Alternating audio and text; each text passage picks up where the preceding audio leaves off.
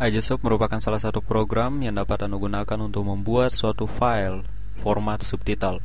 Yang saya maksudkan jika saya memperlihatkan suatu referensi, yaitu jika saya membuka untuk en.wikipedia.org/wiki/kategori, lalu titik dua atau colon dan subtitle underscore file underscore format, Anda bisa lihat di sini ada beberapa contoh dari file format subtitle. Jadi suatu file dengan format subtitle. Ada beberapa format yang cukup populer adalah SRT atau subrip dan SSA atau substation alpha. Jadi substation alpha dan subrip ini yang cukup populer. Dan jika saya perlihatkan untuk jenis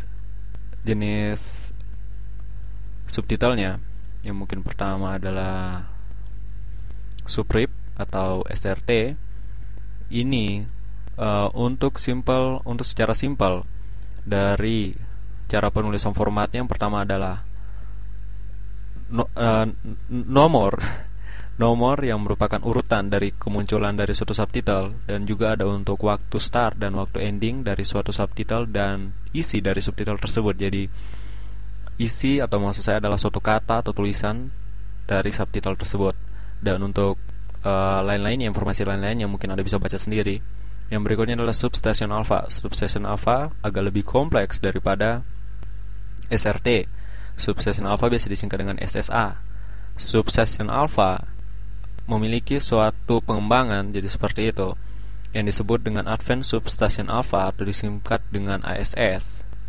Ini merupakan tidak terlalu berbeda dengan SSA, tetapi tentu saja ada beberapa perbedaan yang tentunya lebih advance.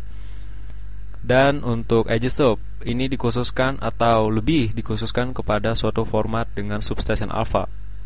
Maksud saya untuk Advanced Substation Alpha atau substation alpha seperti itu. Dan untuk programnya adalah ini. Jadi iJustSub di sini masih untitled atau belum diapa-apakan. Ini dapat membuat suatu format substation alpha dengan lebih mudah. Selain itu, suatu hasil project atau maksudnya adalah suatu hasil subtitle juga dapat diekspor dalam format lain seperti SRT atau format-format lainnya. Dan untuk contoh, jadi misalnya di sini saya punya folder dengan nama demo, lalu saya akan buka dan Anda lihat di sini yang pertama ada file subtitle, di mana tidak sampai 1 mega untuk ukurannya. Seperti itu kira-kira. Tidak terlalu besar, jadi sekitar kurang dari 1 mega. Lalu ada untuk 2 video, yaitu One Piece 373 dan One Piece 374. Yang pertama di sini untuk 373 ini yang sudah di-encoding dan 374 ini masih raw.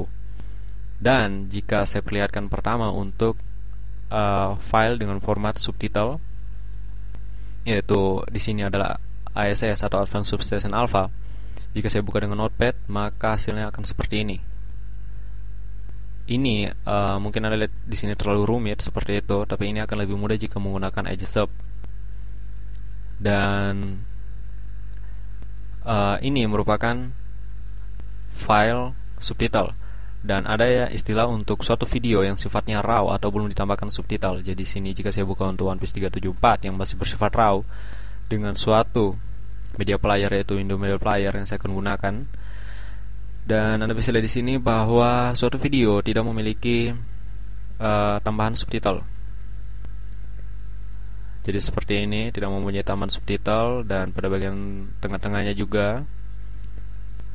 Dan ketika suatu file dengan format subtitle, maksud saya file dengan format subtitle dapat ditambahkan ke dalam suatu video yang bersifat raw sehingga menjadi suatu video dengan subtitle permanen.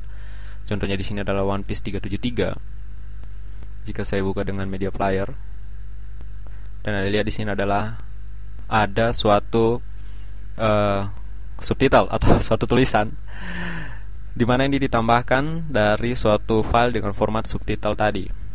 Dan untuk ASS, Advanced Substation Alpha, memiliki beberapa kelebihan. Yang pertama di sini Anda bisa lihat adalah efek karaoke yang bisa dimanipulasi. Yang kedua adalah efek type setting, di mana tulisannya bisa dimanipulasi juga. Dan juga ya seperti biasa pada bagian bawah yang Anda lihat di sini, ini merupakan suatu eh, subtitle biasa yang berganti dengan suatu penentuan dari timing. Jadi timing telah ditentukan untuk bergantian suatu subtitle. Jadi seperti itu.